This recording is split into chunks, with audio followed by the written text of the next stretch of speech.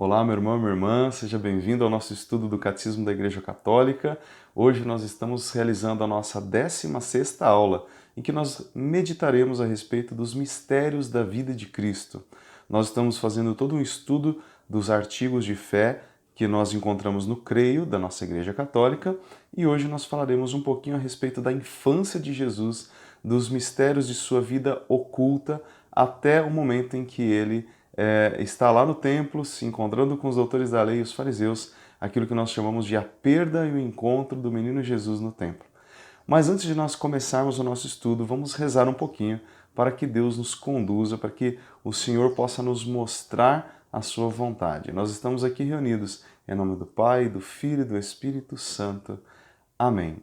Então nós queremos primeiramente agradecer ao nosso Senhor Jesus Cristo por Ele estar aqui conosco neste momento e queremos entregar a Ele toda a nossa vida, entregar a Ele esse nosso estudo do Catecismo da Igreja, que nós possamos ser católicos, mas conscientes da nossa fé, que o Senhor Jesus derrame sobre nós a força do Espírito Santo para nos conduzir, para nos revelar toda a verdade, para que nós possamos de fato mergulhar nos mistérios da sua vida e possamos não apenas mergulhar neste mistério, mas também viver este mistério em nossas próprias vidas. Por isso nós pedimos juntos agora: vinde Espírito Santo, enchei os corações dos vossos fiéis e acendei neles o fogo do vosso amor.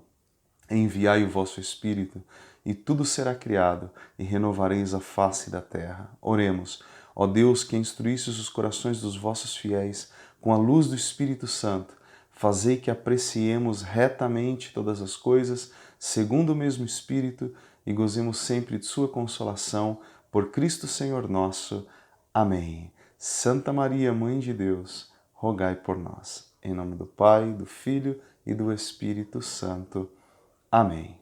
Bom, então, como eu estava falando, hoje nós iremos meditar, refletir um pouquinho a respeito dos parágrafos 512 ao 534, que dizem respeito aos mistérios da vida de Jesus. Veja, nós vamos dividir essa aula em duas partes. Nós iremos gravar este vídeo, nós iremos neste vídeo, nesta aula, falar a respeito dos mistérios de Cristo até o momento da perda e do encontro do menino Jesus no templo, e depois, no próximo vídeo, na próxima aula, nós iremos falar dos outros mistérios da vida de Jesus até a sua ressurreição e ascensão ao céu. Tá bom? Então, só para que você saiba como nós começaremos e até onde nós iremos neste vídeo aqui, tá bom? Então, olha só. Lá no Creio, nós encontramos, logo depois daquele artigo de fé que diz que Jesus foi concebido pelo poder do Espírito Santo e que nasceu da Virgem Maria, logo em seguida, no Creio, começa-se então a falar a respeito da vida de Jesus. Diz o seguinte, né? Nasceu da Virgem Maria, padeceu sob Pôncio Pilatos, foi crucificado, morto e sepultado, desceu à mansão dos mortos, ressuscitou ao terceiro dia e subiu aos céus. Olha só, você percebe que no Creio, os artigos de fé dizem respeito, primeiro, à encarnação do Verbo, então a Deus que se fez homem, se encarnou no ventre da Virgem Maria, nasceu de Maria, e depois vai falar a respeito já do sofrimento de Jesus, da sua paixão, morte e ressurreição e subida aos céus. Mas, veja bem, a respeito da vida oculta de Jesus, isto é, aquele tempo em que Jesus vive, por exemplo, a sua infância, e depois até o momento em que ele vai começar a sua vida pública, a sua missão, o credo não fala absolutamente nada. Então, o catecismo entendeu, né, os padres que fizeram aí o catecismo, que escreveram, eles entenderam que seria interessante que dentro do catecismo fosse então falado um pouquinho sobre os mistérios da vida também oculta de Jesus. Esses mistérios que trazem às pessoas tanta curiosidade, por exemplo, o que Jesus fez, né? Depois quando ele era criança, o que Jesus fazia, o que Jesus fez até os 30 anos, quando ele começou a sua vida pública. E por isso o catecismo, ele na verdade vai começar falando um pouquinho do que significa dizer que a vida de Cristo é um mistério. O que significa professar isto, que a vida de Cristo é mistério? Em primeiro lugar, o catecismo afirma categoricamente: Tudo, absolutamente tudo na vida de Cristo é um grande mistério. Lá na carta aos Colossenses, São Paulo vai dizer no capítulo 2, versículo 9, nele, em Jesus, habita corporalmente toda a plenitude da divindade. Por isso, tudo aquilo que Jesus manifesta em sua humanidade, em sua vida pública, em sua vida humana, né?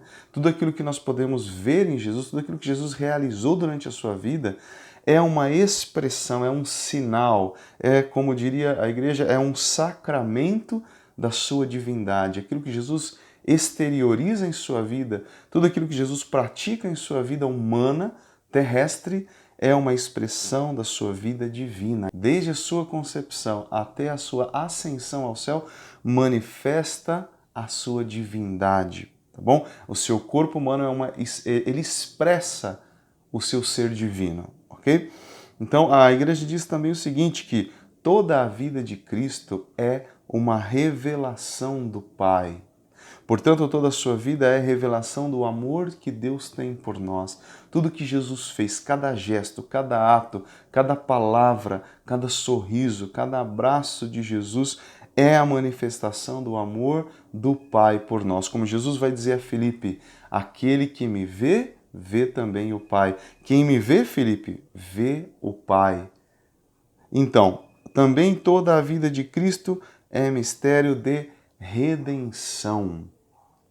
Tudo o que Jesus fez, toda a sua vida, ela é uma manifestação da redenção. Tudo que Jesus fez era para redimir o homem. E agora eu gostaria de ler com você um parágrafo do Catecismo, que é o 517, em que o Catecismo vai falar exatamente sobre este mistério de Cristo. Olha só, toda a vida de Cristo é mistério de redenção.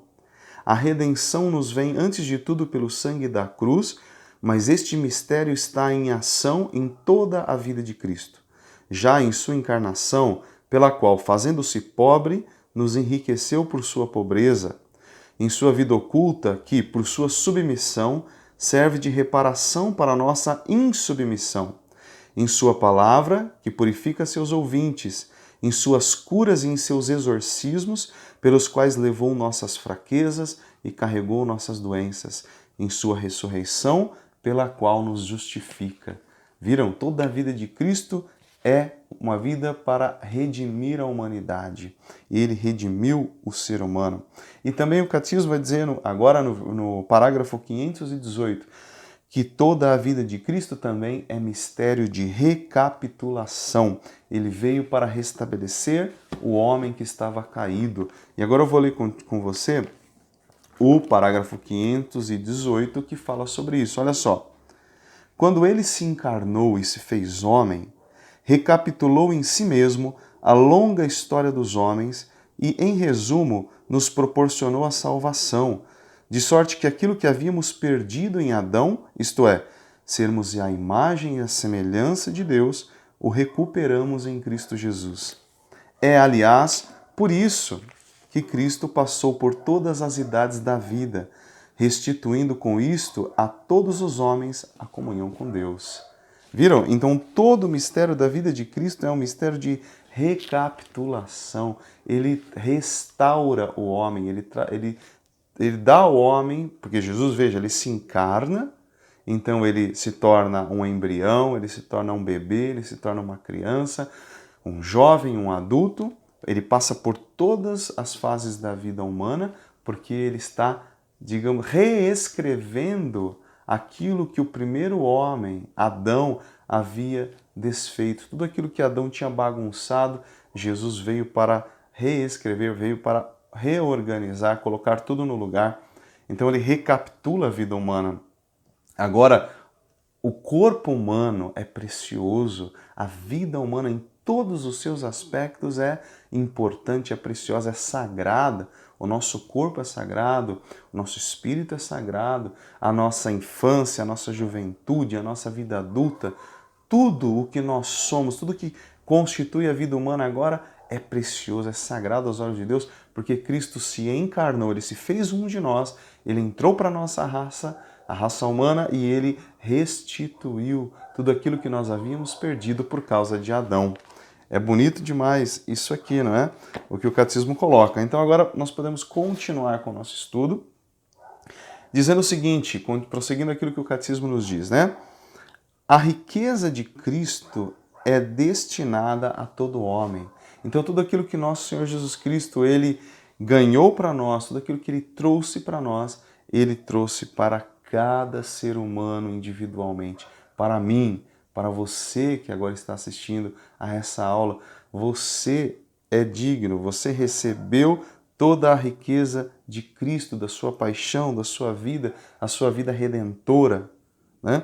Ele veio para viver para nós, por nossa causa. Jesus veio viver para nós. Deus se fez homem, Deus se fez um de nós, por amor a cada um de nós, certo?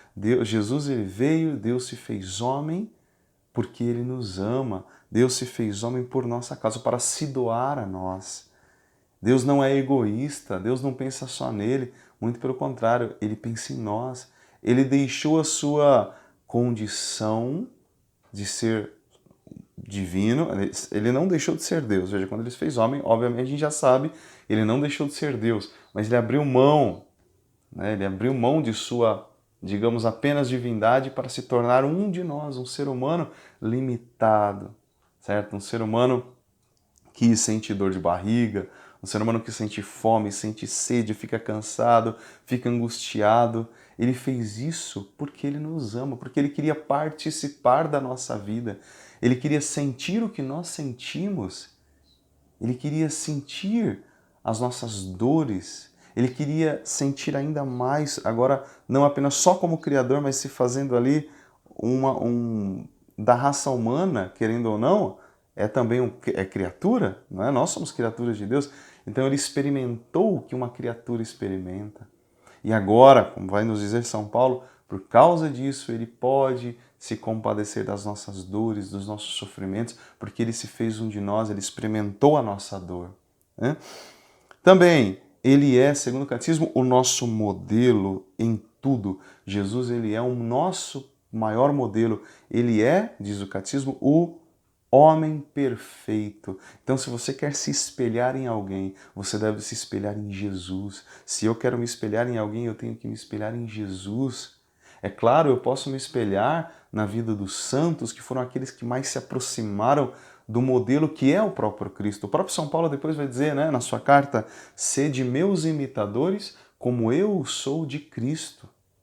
Então, nós temos os santos em quem nós temos que nos espelhar, mas o nosso modelo principal é Jesus, porque os seres humanos também falham, mas Deus, ele não falha.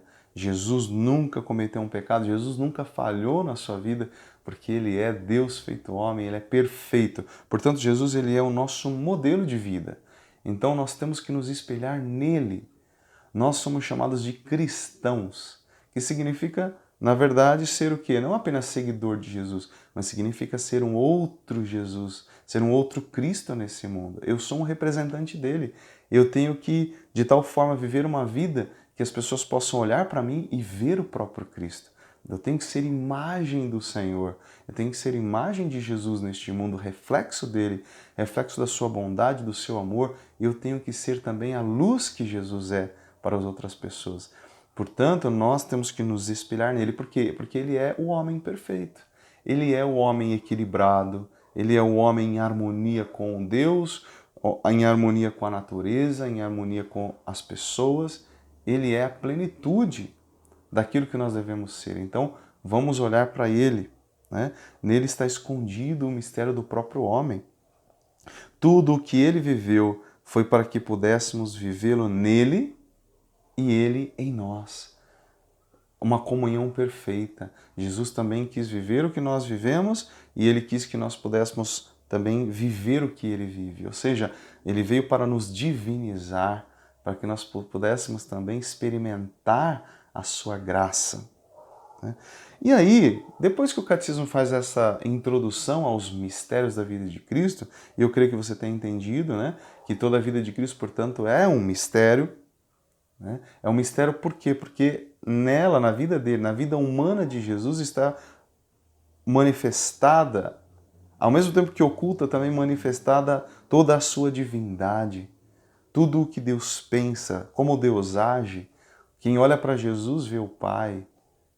Então nós, olhando Jesus, nós vemos Deus se comportar, né? Então por isso é um mistério a sua vida. E é bonito porque o catecismo ele fala o seguinte, que cada coisinha que Jesus fez, desde o ato de beber água, ao ato de abraçar alguém, ao ato de dormir, tudo o que ele fez, tudo o que Jesus fez, revela a sua divindade, revela como é que Deus age. É muito interessante isso. E agora o catecismo, nessa segunda parte, ele fala a respeito dos mistérios da infância de Jesus e de sua vida oculta. Vamos lá? Então, o primeiro mistério da vida oculta de Jesus é o seguinte, começa com a preparação, né? Então, primeiro, nós sabemos que durante todo o Antigo Testamento, Deus vai preparando o povo de Israel, cuidando do seu povo, cuidando com carinho, prometendo que ele seria salvo, que eles receberiam o Messias. Então Deus vai preparando o seu povo com todo o amor, até que na plenitude dos tempos, Deus cumpre a sua promessa e o Filho de Deus se encarna no ventre da Virgem Maria. O anjo Gabriel é enviado a uma cidade, a uma mulher chamada Maria, né, lá em Nazaré, e o anjo anuncia. Ele diz, ave cheia de graça, e mostra para ela então os desígnios de Deus a respeito dela, que ela seria a mãe do Salvador. Então Maria, como nós já vimos, ela aceita a vontade do Pai, mesmo sem entender muito bem, e ali Deus então ele se faz homem, Deus se encarna no ventre da Virgem Maria. Depois, mais para frente um pouquinho, vem São João Batista, que é aquele que anuncia. Ele vai anunciar que o Salvador já está no meio do povo. Ele vai dizer, no meio de vocês está alguém que é maior do que eu. Então João Batista vem como precursor. Por isso que está aí nesse tópico da preparação, porque Jesus ainda não havia iniciado a sua vida pública. Então João Batista vem para batizar como um sinal de que os tempos haviam chegado. E a igreja, ela vive este mistério, por isso que é interessante também que o catecismo coloca, que os mistérios da vida de Cristo, eles são permanentemente vivenciados pela igreja, meditados e vivenciados e também celebrados pela igreja. Veja só, no tempo do Advento, o tempo do Advento, que é lá no final do ano, é quando nós celebramos, rememoramos a primeira vinda de Jesus. Então aparece a figura de João Batista que anuncia o Salvador e também a igreja aguarda a sua segunda vinda, a segunda vinda de Cristo. Então o Advento é um tempo que nos faz uma memória a respeito do que foi a preparação, mas também atualiza este mistério, fazendo com que nós esperemos a segunda vinda de Cristo, quando ele voltará glorioso para julgar os vivos e os mortos. O segundo mistério é o mistério do Natal. Então, é o mistério do nascimento de Jesus. Jesus, lá na gruta de Belém, ele, depois de ficar 9 meses no ventre de Maria, ele então nasce, se faz homem como nós, ele se mostra, ele aparece, ele agora pode ser visto, agora ele pode ser contemplado. Então os primeiros a contemplarem esta grande maravilha é Maria e José e aqueles animais que estão ali ao redor e também depois os magos e depois os pastores, aquelas pessoas simples que têm a grande graça de contemplar pela primeira vez o Verbo encarnado, o próprio Deus que se fez homem, que veio para nos resgatar. Então, o Natal, diz o catecismo, nos ensina que nós devemos nos tornar também crianças para entrarmos no reino dos céus. Lembra que Jesus falou? Quem não se fizer como esta criança aqui, não poderá entrar no reino dos céus. Nós temos que nos fazer, portanto, pequenos. O mistério do Natal nos ensina que assim como Deus se fez pequenininho, apesar de toda a sua grandeza, nós também temos que nos fazer pequenos, simples, humildes, pobres, como ele se fez. Nós temos que nos despojar de todas as nossas vaidades, de tudo aquilo que quer nos colocar acima dos outros. O mistério do Natal nos ensina isso, que nós temos que buscar a simplicidade, o silêncio, a humildade. É isso que Deus quer de nós, é isso que Jesus nos ensina. e também nos ensina o mistério do Natal que nós temos que nascer para uma vida nova. Nós temos que nascer de novo. Adão foi feito pelas mãos de Deus. Agora o novo Adão, ele nasce como aquele que veio trazer a vida verdadeira, a vida nova. Nós também temos que nascer de novo com ele para uma vida nova, deixando a vida velha para trás. Também o mistério do Natal realiza-se em nós quando Cristo toma forma em nós, quando como nós podemos inclusive falar como São Paulo, né? Chega um momento da nossa vida que a gente pode dizer, já não sou mais eu quem vive, é Cristo que vive em mim. Este é o grande mistério, como tantos santos da igreja viveram, este mistério de deixar Cristo viver em nós, Cristo olhar por nós, pelos nossos olhos, Cristo falar pela nossa boca, Cristo agir pelas nossas mãos. É isso que nós devemos buscar, uma vida semelhante à vida de Cristo. Deixa Cristo viver em você, deixa Cristo amar as pessoas através de você.